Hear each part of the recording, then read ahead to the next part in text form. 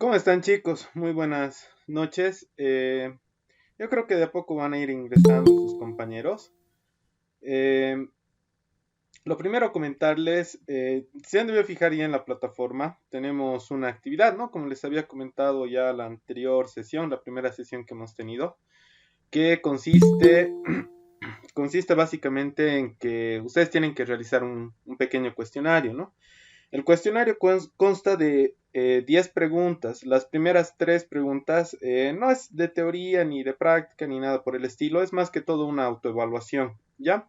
La autoevaluación consiste en su participación de ustedes en las sesiones, el tema de puntualidad al momento de ingresar a la sesión en vivo y toma en cuenta también la parte de honestidad al momento de realizar las actividades, o sea, no copian ni nada por el estilo, ¿no? Y después de eso vienen las preguntas ya de teoría y algunas medio prácticas, ¿ya? En total suman 10 preguntas. Cada una de las preguntas vale 10 puntos y es sobre 100. Entonces, ahorita, por ejemplo, si van a ingresar, no les va a permitir porque no está habilitado, ¿no? Se va a habilitar automáticamente y eso está programado y eso han debido leer tal vez en las instrucciones que indica que se va a habilitar desde las 7, de 7 a 8, ¿no? Entonces, eso lo voy a mover por si acaso de 8 a 9 para que tengan por lo menos una hora para poder revisar, leer y puedan elaborar el cuestionario. Para el cuestionario tienen dos intentos. ¿Qué quiere decir? Dan su primer intento y si tal vez no les ha ido muy bien, pueden acceder a un segundo intento. ¿Ya? Lo que sí tienen que tener cuidado, porque obviamente el segundo intento tienen que sacar una nota mucho mayor a la que han sacado en el primer intento, porque las dos notas se va a promediar, ¿ya? Si no quieren acceder al segundo intento, directamente lo dejan así y listo. El cuestionario entonces, ahorita está de 7 a 8, lo voy a programar de 8 de la noche a 9 de la noche. Y una vez que ingresen al cuestionario tienen 20 minutos para poder realizarlo, ¿ya? Es básicamente eso, es en base a las diapositivas que les he mostrado, algunas cosas que hemos hablado también en la anterior sesión. Entonces, no es complicado, más que todo son cosas que creo que ya ustedes conocen y tal vez están recordando, que básicamente le sirve como para refrescar y un poco para repasar también, ¿no? Entonces, tienen esa actividad, chicos. ¿Sí? No se olviden, por favor, para la siguiente semana nosotros ya estamos comenzando con la parte de manejo del programa, tomando en cuenta lo que es el manejo del inventor. Por lo tanto, desde la siguiente clase ya tendríamos que ver de formar los grupos, ¿no? Como habíamos quedado la anterior clase. Porque la primera sesión vamos a hacer una demostración y la siguiente van a ser la entrega, ¿ya? Entonces, básicamente eso, chicos. Entonces váyanse alistando para la siguiente semanita porque desde la siguiente ya vamos a comenzar a dar tareas, ¿ya? Y formen los grupos de trabajo, no se olviden, un grupo de trabajo tendría que tener por lo menos a alguien que tenga y cuente con una computadora, ¿ya? Es muy importante eso. Muy bien, entonces, ahora sí yo creo que podemos continuar con las diapositivas. Ya no nos faltan muchas, en realidad esta parte va a ser un poquito más rápido, ¿no? Son algunos casos particulares. Y casos especiales los vamos a ver en función de lo que vayamos avanzando, ¿ya? Casos especiales. Eso los vamos a manejar de forma bien particular cuando nos toque ese tema, ¿ya? Ahorita estamos viendo situaciones más generales. Entonces, bueno, ahora sí les voy a compartir la pantallita y vamos a continuar con lo que son las diapositivas. Muy bien, entonces, bueno, hasta lo último que habíamos quedado la anterior sesión, estábamos viendo la parte de los agujeros ensanchados, ¿no es cierto? Lo que se conoce como ojo chino. Entonces habíamos visto más o menos cómo se podría acotar ese tipo de figuras. Ahora vamos a ver lo que son figuras que tienen planos oblicuos. ¿Ya? Hay que diferenciar aquí lo que es, por ejemplo, un chaflán, ¿no? Ustedes deben conocer ahorita lo que es un chaflán. Es igual un plano inclinado, pero en base a algún tipo de mecanizado. En este caso, el plano oblicuo no es un chaflán, por si acaso. sino es solamente un plano inclinado. Se lo puede considerar como un plano inclinado. Entonces, estamos viendo acá tres distintos tipos de situaciones. Y el criterio que ustedes tienen que tomar en cuenta es el de manejo de los triángulos, ¿no? Si yo conozco dos lados de un triángulo, ¿puedo conocer el tercer lado? Sí. Si yo conozco un lado del triángulo y conozco el ángulo de inclinación del plano, ¿puedo conocer el resto de la información de ese objeto? Sí. Entonces, esos criterios que les estoy mencionando, que tienen que ver más que todo con, por así decirlo, trigonometría, porque más o menos de esa manera se determina, nos permiten acotar, ¿ya? Como lo que estamos viendo acá, ¿no? Esta figura bien podría ser de una chaveta que sea tipo cuña, ¿no? Una chavetita tipo cuña tiene más o menos esta forma. Tiene un lado más angosto que el otro. Tiene un lado más angosto que el otro. Entonces, por ejemplo, acá yo tengo esta distancia de acá y tengo la longitud total. La pregunta es la siguiente. Para esta figura necesito poner el ángulo, necesito poner la longitud que tiene este plano inclinado. ¿Será necesario? Les pregunto. A ver, vamos a ver su participación.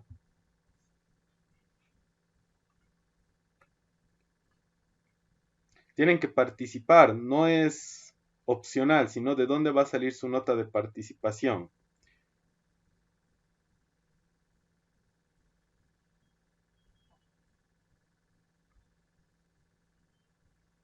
¿Qué opinan? A ver, tengo esta longitud y tengo esta. ¿Necesito conocer el ángulo de inclinación del plano?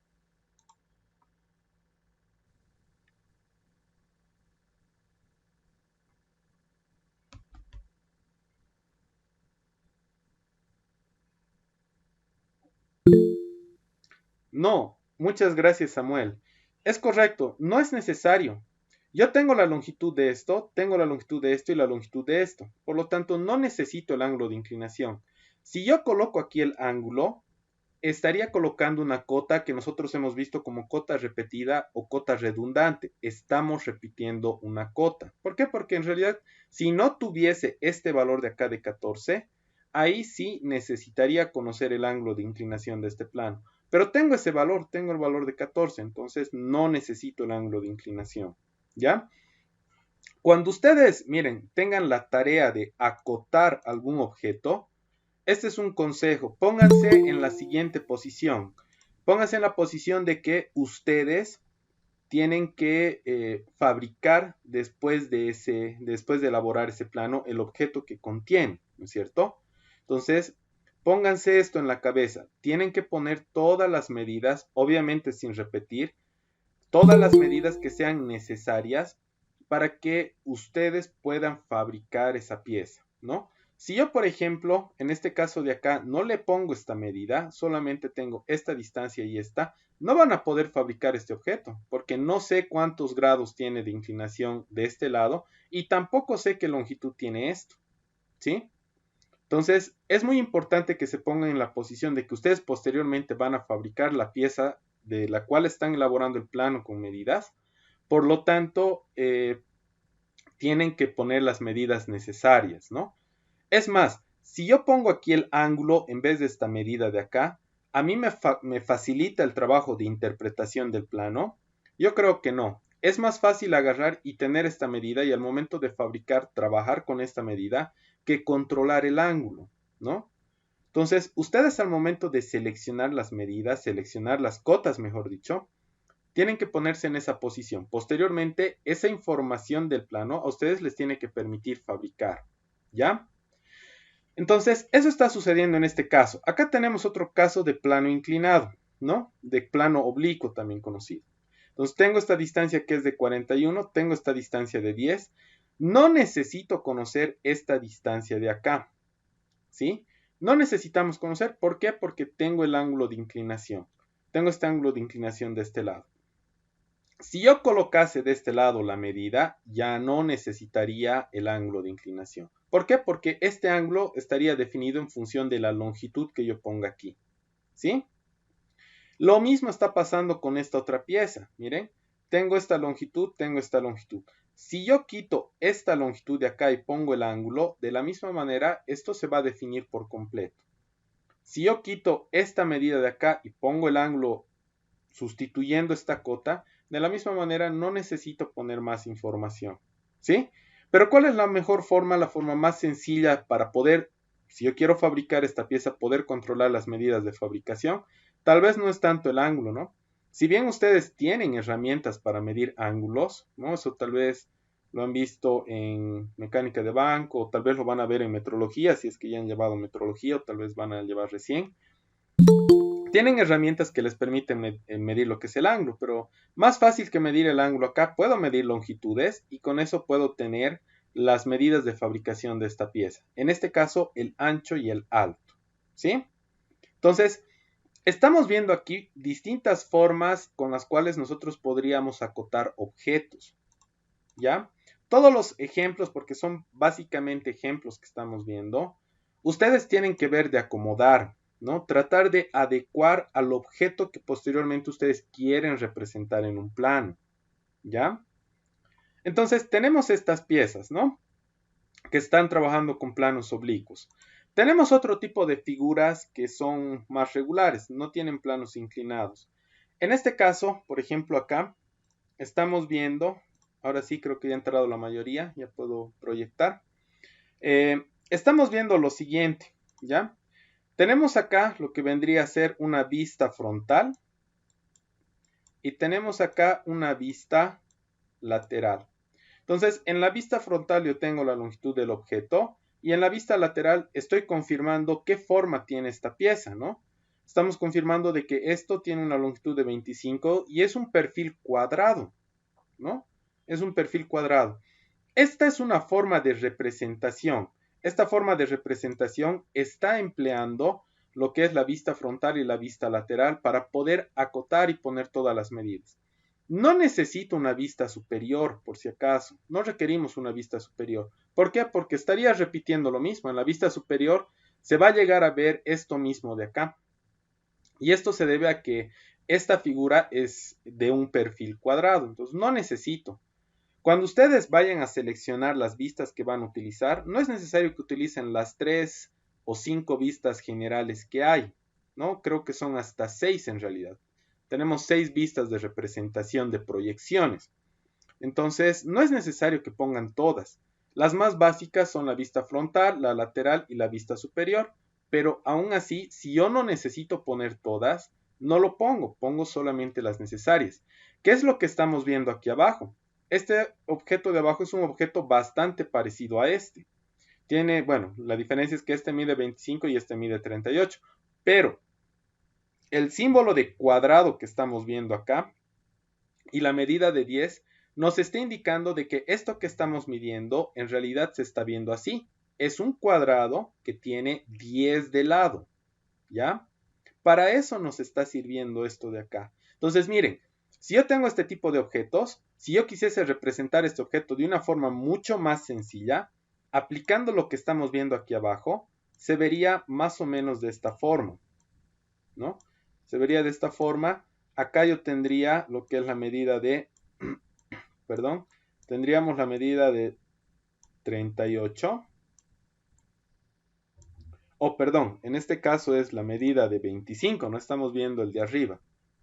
Entonces, en realidad, esto de acá es 25. Y acá vamos a sustituir la representación de la vista por una cota, ¿no? Aquí me están faltando las flechitas. Aquí tengo una, aquí tengo otra. Y el símbolo, ¿no? Le pongo el símbolo de cuadrado y le pongo el valor de 10. Entonces, en vez de representarlo de esta manera, con dos vistas, puedo utilizar solamente una vista, ¿no? Pero ojo, esto es en el caso de que este objeto tenga esta vista lateral, ¿no? Sea un cuadrado, ¿ya? Algo bastante parecido pasa con lo que son los cilindros, ¿no? Los elementos que tienen una forma circular. En este caso, por ejemplo, estamos viendo las tres vistas, ¿no? Aquí estamos viendo la vista frontal, Aquí estamos viendo la vista lateral y aquí estamos viendo la vista superior, ¿no? No es necesario poner las tres vistas, miren. Con esto de acá, yo ya puedo identificar todas las medidas de esta pieza. ¿Cómo? Con lo que estamos viendo aquí abajo. Yo le pongo acá la longitud total, ¿no? En este caso, sí puedo utilizar el símbolo de diámetro. No sé si recuerdan cuando estábamos viendo el tema de acotación de elementos circulares, hemos indicado de que no se podía utilizar el símbolo de diámetro porque la figura ya se veía circular.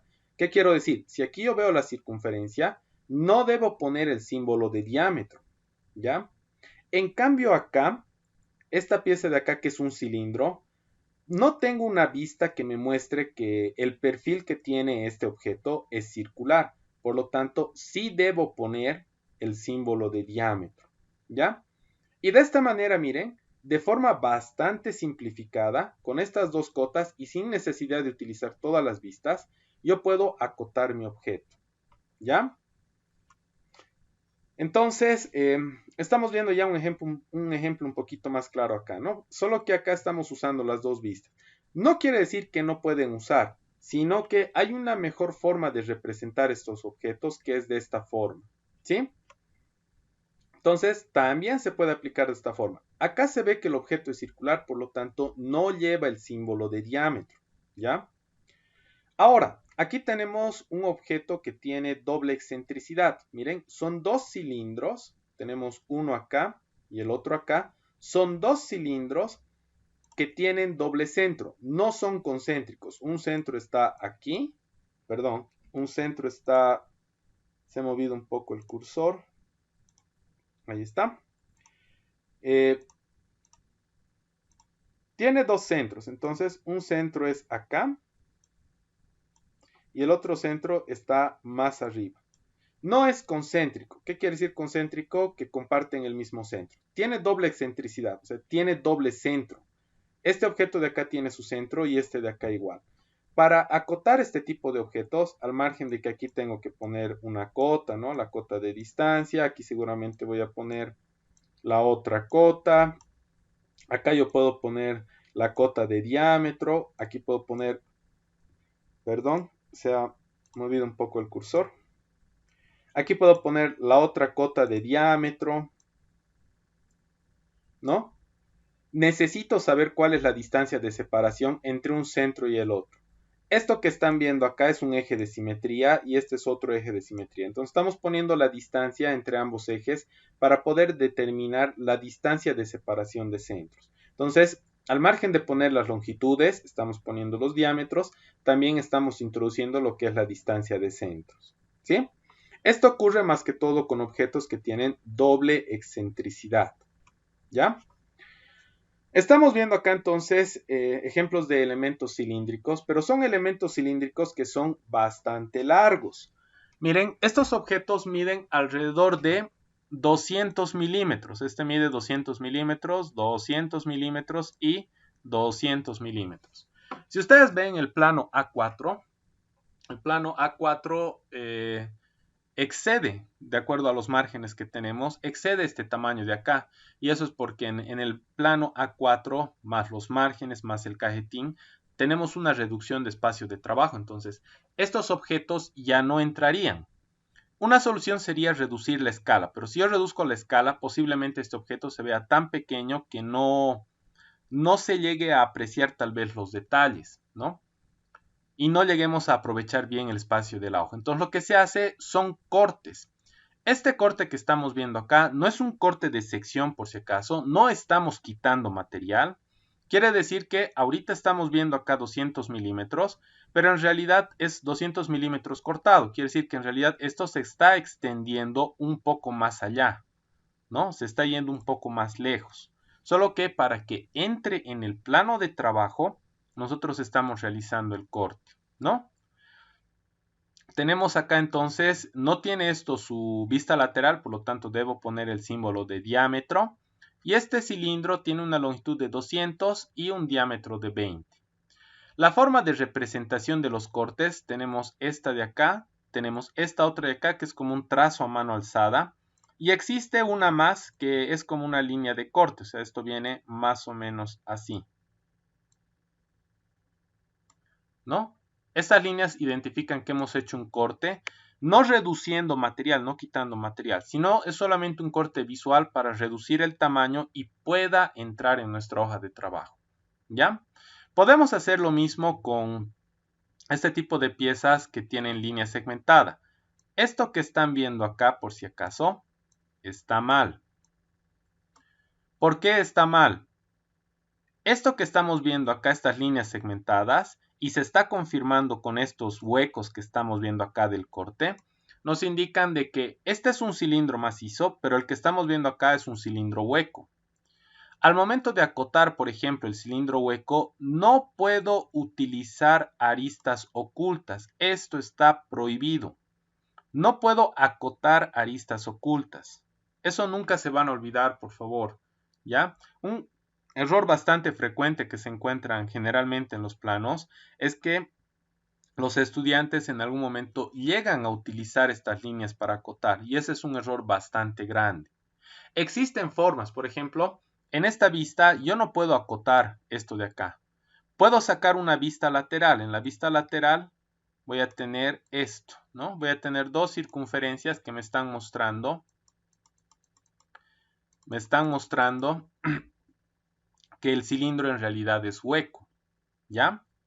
La otra forma sería que en este sector de acá yo haga un corte que se lo conoce como parcial localizado. ¿Qué quiere decir parcial localizado?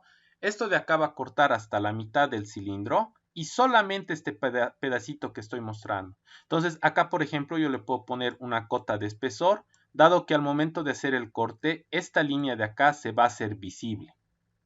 ¿Sí? Muy bien. Hasta acá, antes de continuar, ahora estamos entrando a la parte de chaflanes.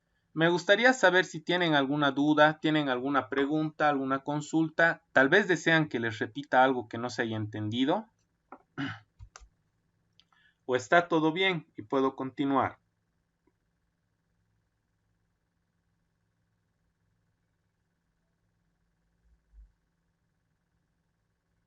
Todo bien. Todo blue, dice el compañero. Qué bueno.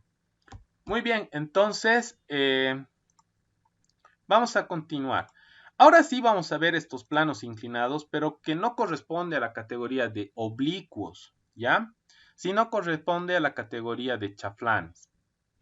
Miren, un error bastante frecuente que se encuentra cuando elaboran los planos de piezas que tienen chaflán, por ejemplo, podríamos usar esto de acá y hacer un poquito más grande, que se venga de esta manera más o menos, ahí, ahí. Las formas de acotar esto de aquí, que es el chaflán, las estamos viendo acá. Tenemos un estilo en el cual estamos trabajando con ángulos de 45 grados, chaflanes de 45 grados, como el caso de acá, en el cual estamos viendo la distancia de profundidad y el ángulo de inclinación, que es de 45 grados. Esta es una forma para acotar chaflanes con 45 grados, ¿ya? ¿Qué es lo que pasa si el chaflán tiene otro tipo de medida? Porque estas medidas son repetitivas. Generalmente los chaflanes vienen así, 45 grados, 30 grados y 60 grados. Vienen de esa manera, ¿ya?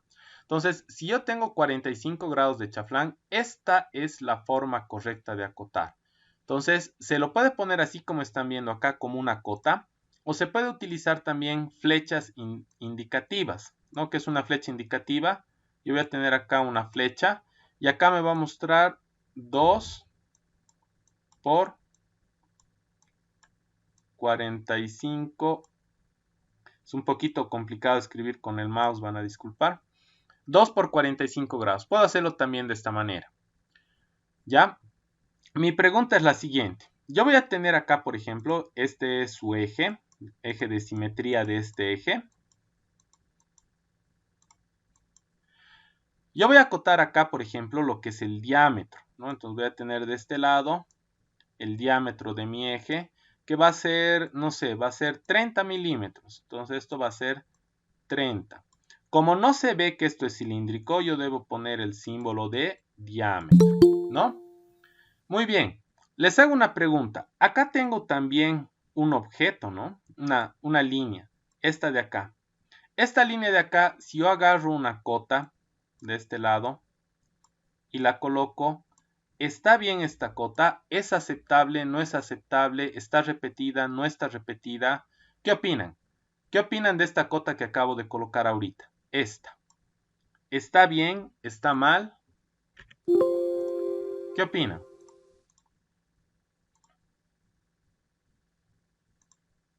Esta cota de acá, ¿está bien? ¿Está mal?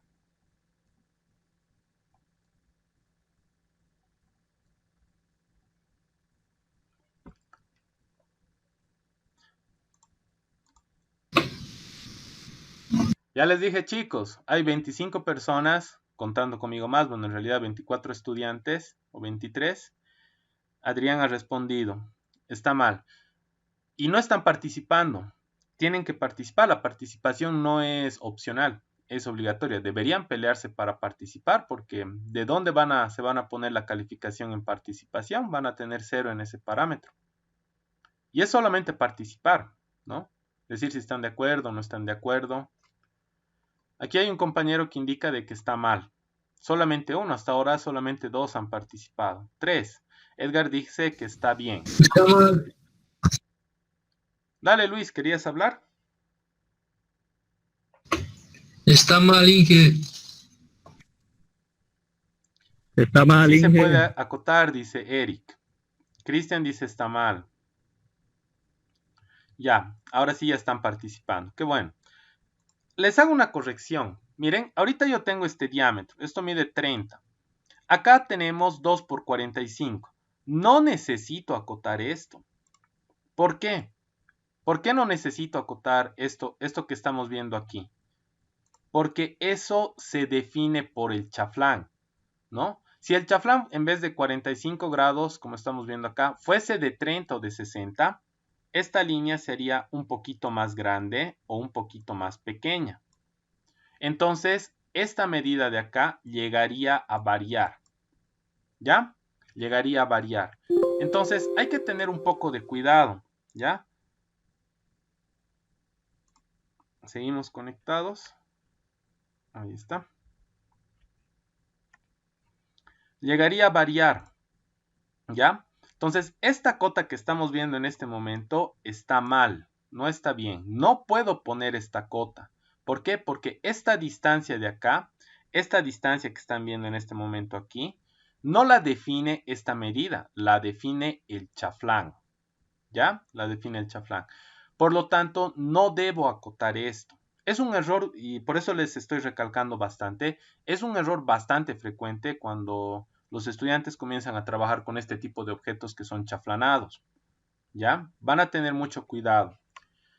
Vamos a hablar ahora de las roscas, ¿ya? Cuando hablemos de roscas hay que diferenciar. Las roscas que vamos a ver ahora son las que se utilizan generalmente para elementos de fijación y no así para transmisión de potencia. Estas roscas que están viendo ahorita en este momento son roscas de transmisión de potencia. Se las conoce como tornillos de potencia.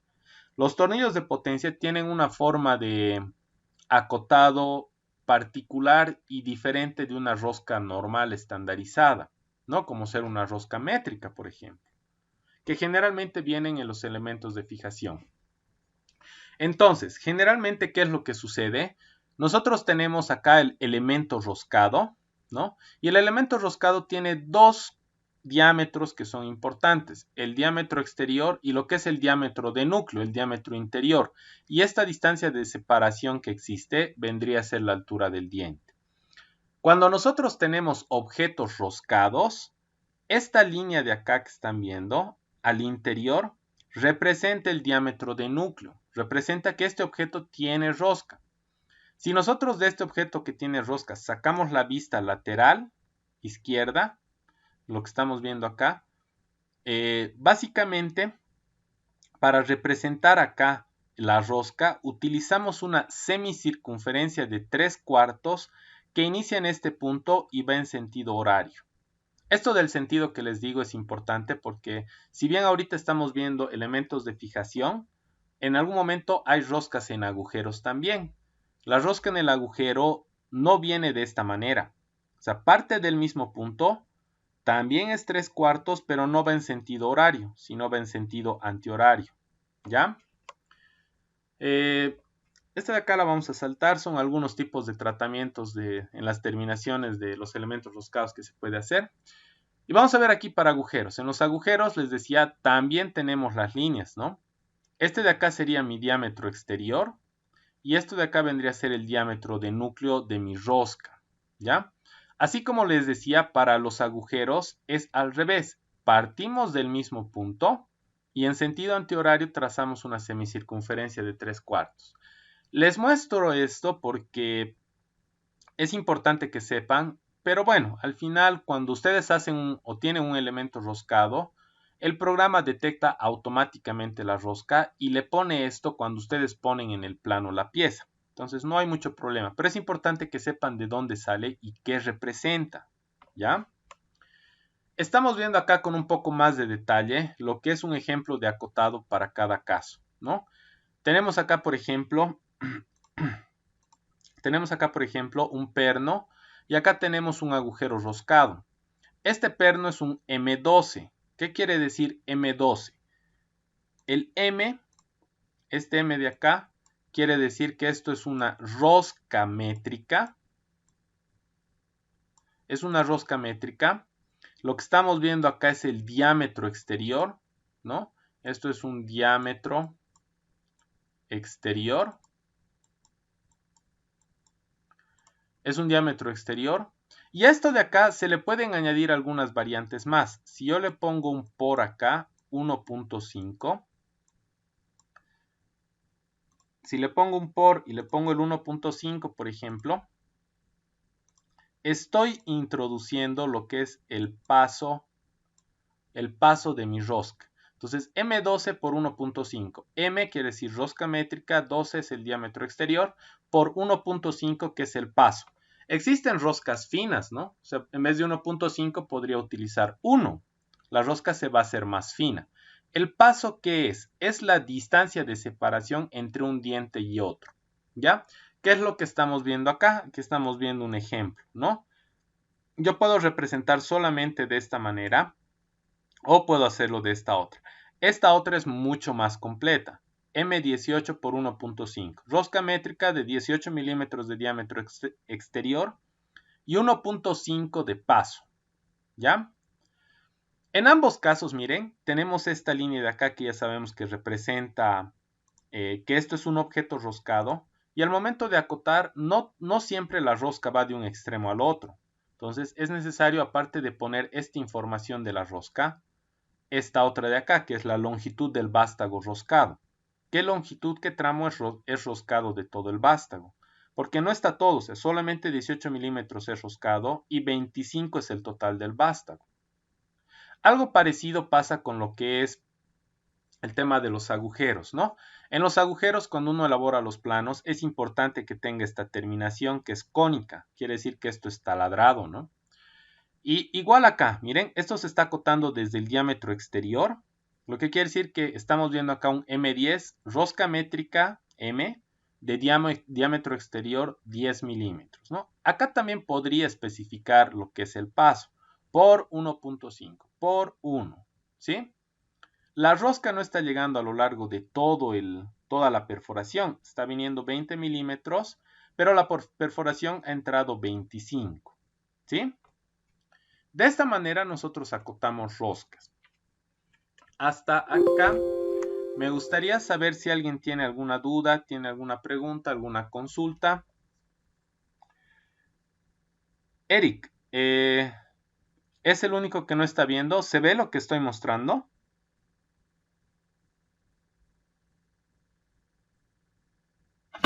Sí, que se ve.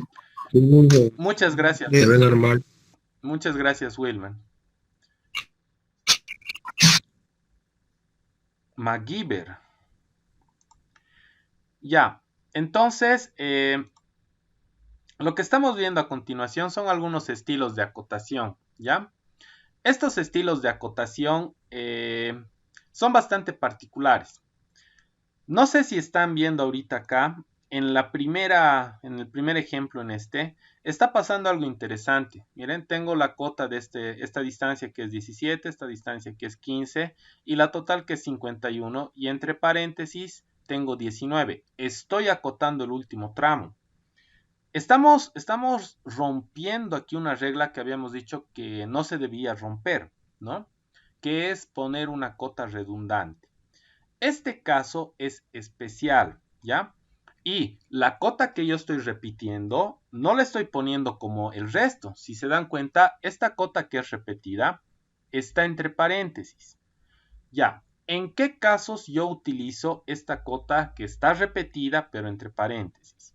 Se utiliza en casos de montaje para mantenimiento. Si yo necesito saber esa medida del objeto, por alguna razón para que posteriormente yo pueda montarlo por tema de mantenimiento, puedo poner el valor de la cota, pero tiene que ser entre paréntesis, ¿ya? Necesariamente tiene que ser entre paréntesis.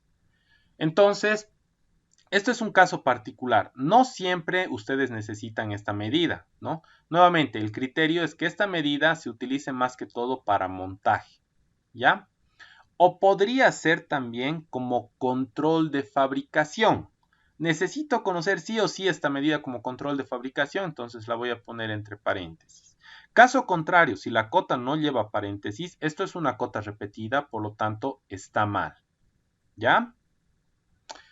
Muy bien.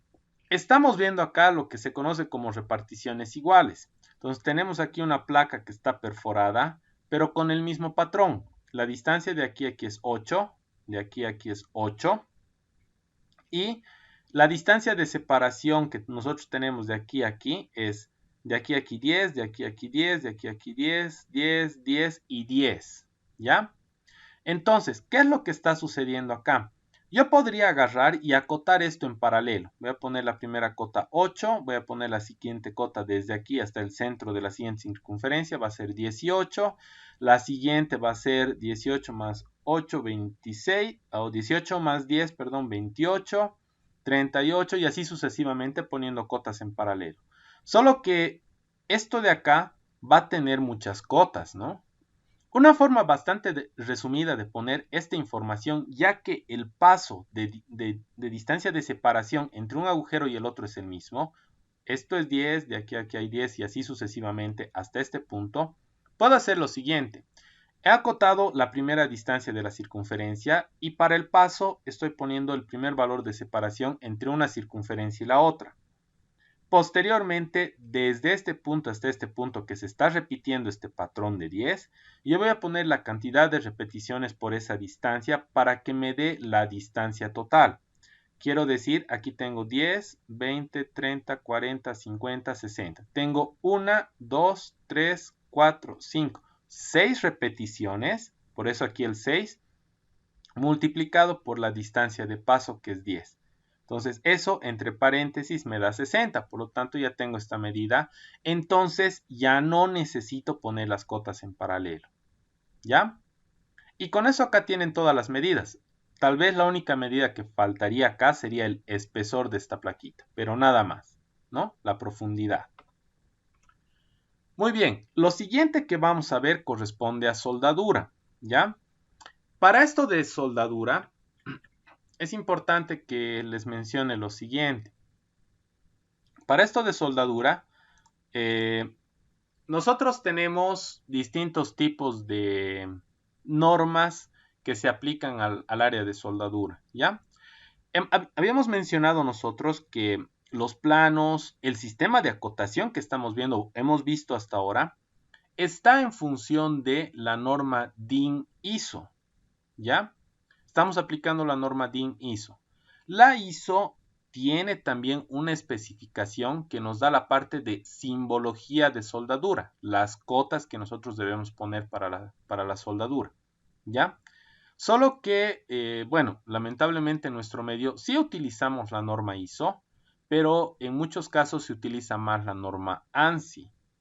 Entonces, en esta etapa de soldadura, para mí es importante que ustedes sepan que no vamos a aplicar la norma ISO, vamos a aplicar la norma ANSI, ¿ya?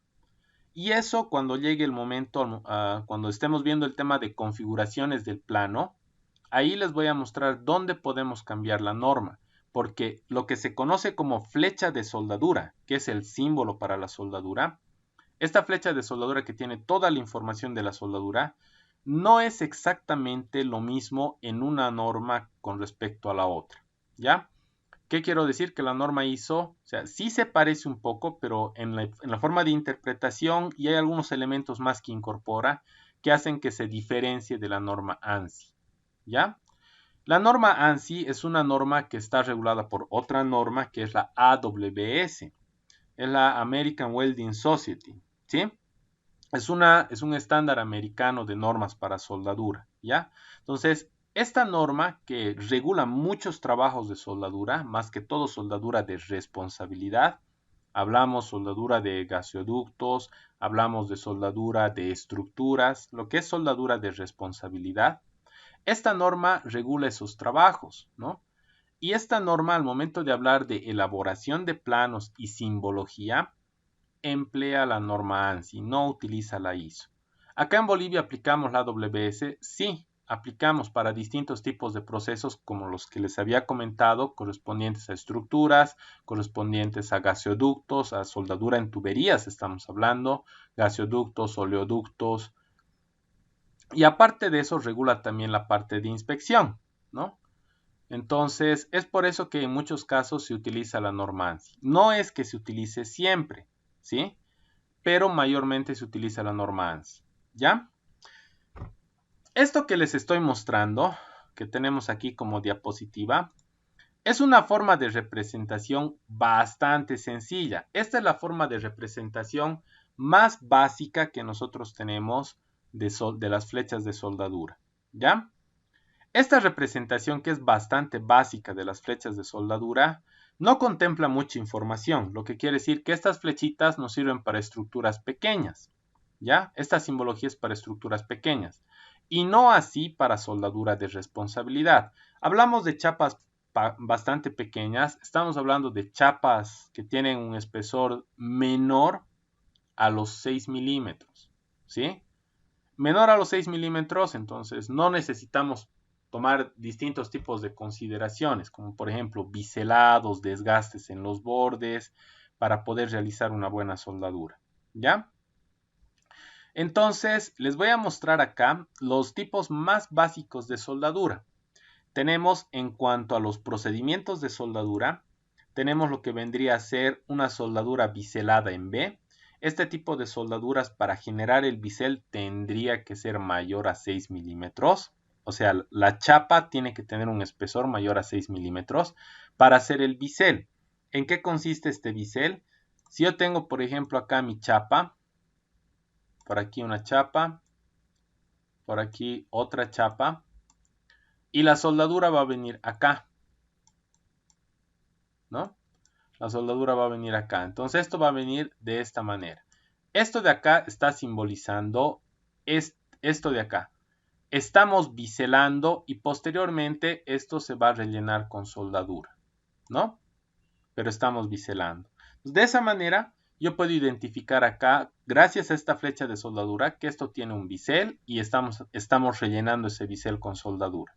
A eso se refiere el bisel en B. El bisel en B tiene dos formas de representación, uno que está apuntando hacia abajo y el otro que está apuntando hacia arriba. ¿Qué quiere decir? El que está apuntando hacia abajo, o sea, esto puede ser hacia abajo y hacia arriba, ¿sí? El que está apuntando hacia abajo, este de acá, es si yo estoy apuntando aquí, aquí se está aplicando el bisel. Si yo apunto esto hacia arriba, como estamos viendo ahorita acá, quiere decir que si yo estoy apuntando acá, en realidad no es acá, sino es al lado opuesto, ¿ya? Es esa la diferencia de poner el símbolo abajo o ponerlo arriba, ¿ya? En eso consiste la soldadura en B. Después tenemos lo que es la muy conocida como soldadura de punto, que tal vez ustedes han aplicado en chapas metálicas, ¿no? En la materia de chapas metálicas. Entonces, en chapa metálica, en el instituto, por ejemplo, contamos con un equipo de soldadura de punto. Tiene un pedal, nosotros unimos las dos piezas, tiene sus dos electrodos, ¿no? Su cátodo, su ánodo tiene. Presionamos el pedal y unimos el cátodo ánodo donde tenemos las piezas sujetas y juntas y hacemos la soldadura de punto. Entonces, esto de acá representa soldadura de punto. Así como están viendo aquí en el ejemplo, ¿no? Aquí tenemos la unión de dos chapas y esa unión es a través de la soldadura de punto. Entonces, miren, la flecha está viniendo por acá y aquí está viniendo el símbolo de soldadura de punto. ¿Ya? Tenemos también otro tipo de soldadura, esta de acá que se la conoce como soldadura de filete. ¿Qué es la soldadura de filete? Tenemos piezas a 90 grados como estamos viendo acá y se hace un relleno así con esta misma forma. Tiene una forma triangular. Eso se lo conoce como empalme, soldadura de empalme, ¿ya? Y el símbolo es este de acá, lo que quiere decir, así como estamos viendo acá, nosotros ponemos el símbolo en la flecha de soldadura y esto indica de que en este punto tenemos este tipo de soldadura, ¿ya? Posteriormente, este de acá que estamos viendo, que es semi B, es lo mismo que el B, solo que es la mitad, ¿no? Esto se lo conoce biselado en B y esto se lo conoce como biselado en un medio de B o semi B. ¿Por qué se le dice un medio de B o semi B? Porque es la mitad de este, ¿ya? Entonces, de esa manera nosotros aplicamos las flechas de soldadura. Hay un elemento más que aquí no está mencionando, que es el usar lo que se conoce como la cola de la flecha de soldadura. ¿En qué consiste la cola de la flecha de soldadura? Yo tengo acá mi flecha, ¿no? Hemos visto, acá podemos poner el símbolo, este símbolo es de soldadura de filete. Y en la cola de la flecha de soldadura, nosotros ponemos información, observaciones adicionales. ¿Qué quiere decir eso? Yo le voy a poner, por ejemplo, aquí E6013. Estoy especificando el electrodo. Le voy a poner E6013 y aquí le voy a poner SMAU. SMAU, ¿no? Estoy poniendo el electrodo que estoy usando y el proceso de soldadura con el cual estoy realizando la soldadura de empalme, la soldadura de filete. ¿Ya? Muy bien. El resto de las diapositivas, me gustaría que posteriormente las revisen, corresponde a tipos de cortes de sección, ¿no? Tenemos cortes de sección que se los conoce como totales, en los cuales cortamos por la mitad del objeto. Tenemos distintos tipos de achurados. El achurado es una vez que realizamos el corte, tenemos aquí el material y así sucesivamente, ¿no? Tenemos distintos tipos de casos. Tenemos cortes parciales, ¿no? Tenemos estos de acá que eran los que les decía que son parciales localizados. O sea, no estamos cortando una cuarta parte todo el objeto, sino una sola sección, un solo sector. Entonces se lo conoce como parcial localizado, ¿no? Hay combinados. Tenemos los sistemas de representación, el primer ángulo, el tercer ángulo. Nosotros, por si acaso, no utilizamos el tercer ángulo, utilizamos el primer ángulo. Tenemos la vista frontal, lateral izquierdo, lateral derecho, vista superior, perdón, vista inferior, vista superior y la vista posterior, ¿no? Y el símbolo es este, ¿ya? Estos de acá les pueden dar igual una repasadita, es algo que ya conocen. Y bueno, prácticamente con esto estaríamos terminando el pequeño repaso de la parte de sistemas de acotación, ¿ya? Lo siguiente, chicos, aprovechando que la mayoría está conectado, en realidad el cuestionario está programado de 7 a 8, se los voy a mover de 8 a 9, para que tengan esta horita más, le puedan dar una repasadita y así hagan el cuestionario. Para los que han entrado tarde, una explicación bastante rápida. Lo que vamos a hacer básicamente es, se va a habilitar automáticamente el cuestionario desde las 8 y una vez que ingresen tienen 20 minutos para responder. ¿Sí? Pasa los 20 minutos, les va a dar automáticamente su calificación y después de eso, si gustan, tal vez han sacado una nota un poco baja y quieren mejorarla, pueden entrar una vez más. Lo que hace el sistema es va a sumar las dos notas que hayan sacado y las va a promediar. Pero, ojo, tengan cuidado, si vuelven a entrar por segunda vez pero sacan una nota menor, va a promediar con esa nota menor el sistema y les va a salir más bajo, ¿ya? Muy bien. Entonces, hasta acá, no sé si alguien tiene alguna duda, tiene alguna pregunta, alguna consulta. Está, Y el cuestionario solo va a estar habilitado el día de hoy de 8 a 9, ¿verdad? sí, no puedo habilitarlo todos los días porque, bueno, la razón es bastante obvia, ¿no? Las preguntas, bueno, es bastante tentador que posteriormente se comenten qué cosas ha entrado, entonces no puedo habilitarlo a cada rato, no puedo habilitarlo en otro momento, digamos, ¿no? Está en función de lo que les había dicho en la anterior clase, ¿no? La primera sesión yo les dije, eh, pero no se debe, dice Eric. La anterior sesión yo les comenté, ¿no? Les dije, hoy día vamos a tener un cuestionario, les dije, ¿sí? Entonces, de esa manera está programado para hoy el cuestionario. Ahora, si quieren que les ponga una nota, una hora un poco más tarde, me pueden decir ahora y yo puedo coordinar. O sea, ahí no habría problema, ¿no? O sea, si no está bien de 8 a 9, quieren un poquito más de tiempo, se los puedo poner de 9 a 10, de 10 a 11, ya depende de ustedes. Yo no me hago ningún problema en mover el horario. Entonces, ¿qué opinan? ¿El horario está bien de 8 a 9? De 9 a 12. 9 a 12, no, es una hora nomás.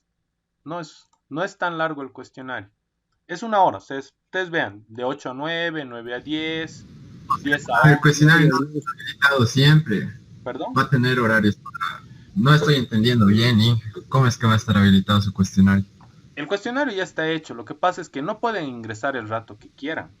Tienen una instrucción, creo que tú eras el que me estaba escribiendo. O sea, no es tan complicado, la No, instrucción está. no era yo, pero Atendeme, atendeme. No, no te preocupes, Kevin. Atendeme. La idea es la siguiente. El cuestionario, yo le pongo como una especie de temporizador y con el temporizador yo controlo a qué hora se abre y a qué hora se cierra. No lo puedo dejar abierto todo el día o toda la clase. Entonces, está habilitado de acuerdo al horario que yo le vaya a poner, ¿no? Entonces, por eso les decía, eso lo podemos negociar, ¿no? ¿Quieren que esté desde las 8 hasta las 9? ¿Quieren que esté desde las 9? 9 a 10. De 9 a 10. ¿Alguien? sí, 9 a 10. Ya, perfecto. Ahorita mismo lo vamos a modificar. De 9 a 10, Inge. Perfecto. Entonces, ahorita lo estamos cambiando. Va a estar desde las 9 hasta las 10 del día de hoy para que ustedes puedan realizar el cuestionario. ¿Ya? Entonces, ahorita ya está programado. Ya hemos cambiado la fecha, o perdón, la hora. Y el cuestionario se va a habilitar a las 9 y se va a cerrar a las 10. Quiere decir que a partir de las 9 pueden ingresar para responder las preguntas. Y tienen solamente hasta las 10 porque después de las 10 se cierra el sistema y nadie más va a poder responder. ¿Ya? Eric dice sobre la marcha. Lo que diga la mayoría. No, no, no. Ya. Son solamente dos y creo que hay más que están de acuerdo con que sea de 9 a 10. Sí. Ya. Entonces, ya está programado, lo hemos movido ahorita, va a estar desde las 9 hasta las 10.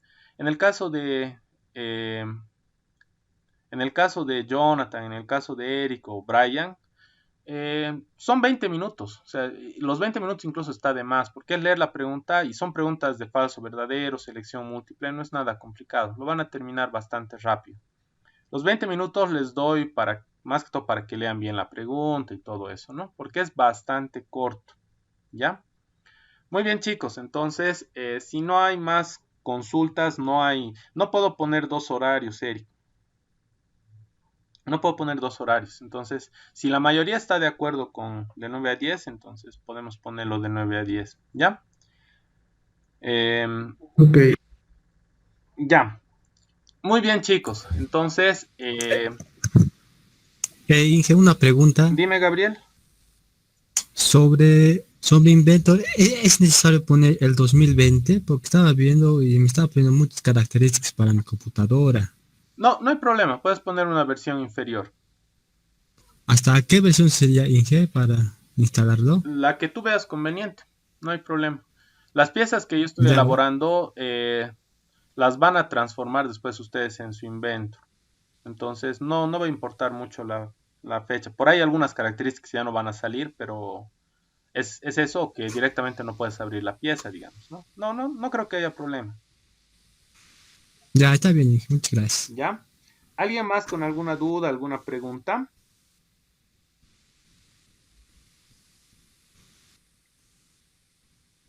Todo bien, Inge. Ya. Muy bien, chicos. Entonces, por favor, prevean ya de conseguir el programita, hagan los grupos de trabajo, por favor. Habíamos visto que por la cantidad de personas que tienen computadoras van a poder trabajar hasta grupos de 3, ¿ya? MacGyver Rocha, lo que hemos dicho en la anterior clase, ¿no? Pueden trabajar hasta en grupos de 3 personas, pero ustedes van a elaborar el grupo, no los voy a elaborar yo, ¿ya? Vean ustedes con quién van a trabajar, coordinen, pueden usar el grupo de WhatsApp, más bien ya deberían estarse organizando, me parece que se están durmiendo. La idea es que por grupo de 3 personas, por lo menos una tenga computadora para que puedan trabajar, ¿ya? Muy bien, chicos, entonces, si no hay más preguntas, vamos a quedar hasta acá. El cuestionario está ya desde las 9 hasta las 10. Que les vaya muy bien. No está nada complicado. Denle una leidita, una repasadita y estaríamos quedando hasta acá, chicos. Les mando un saludo bastante grande. Cuídense mucho y nos vemos hasta la siguiente semana. Que estén bien, chicos. Inge, el Dime, cuestionario Andrés. que va a dejar es de la lectura uno, ¿verdad, no? Sí. Estamos dando continuidad a las Ay, ay, diapositivas que no terminamos la anterior ay, sesión. ay, Inge, entonces es plenamente la lectura uno, el cuestionario de hoy, ¿verdad? Correcto, Andrés. Ya, ya, Inge, muchas gracias. No te preocupes. Qué pena, Eric. Un poquito de esfuerzo. Incluso tal vez por tema de trabajo, algunos solicitan un poquito más tarde, ¿ya? Entonces, si hay la posibilidad, tratemos...